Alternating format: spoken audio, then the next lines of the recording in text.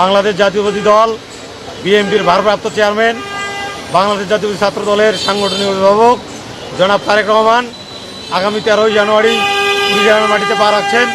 এজন্য আমরা কুড়িগ্রামবাসীর পক্ষ থেকে তাকে আন্তরিক ধন্যবাদ ও শুভেচ্ছা জানাচ্ছি।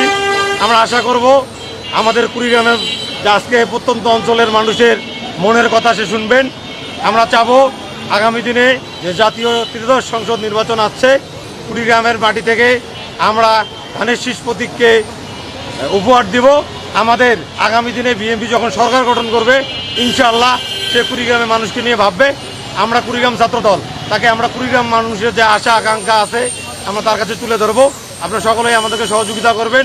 আগামী দিনে আমরা যেন কুড়িগ্রামকে একটা মডেল কুড়িগ্রাম হিসেবে তৈরি করতে পারি। আমাদের আগামী দিনের রাষ্ট্রনায়ক জনাব তারেক রহমান জনগণের ভোটে নির্বাচিত হয়ে যদি প্রধানমন্ত্রী হতে পারে, আমরা বিশ্বাস করি কুড়িগ্রাম ছাত্র সমাজ, কুড়িগ্রাম যুব সমাজ আজকে যে অবহেলিত, সারা বাংলাদেশের ন্যায় কুড়িগ্রামে যেন আমাদের কর্মব্যবস্থা করে দেয়, আমাদের কুড়িগ্রামে উন্নয়নের কাজ করে, স্বাস্থ্যসেবার কাজ করে। আপনারা সকলেই আমাদের সাথে থাকবেন।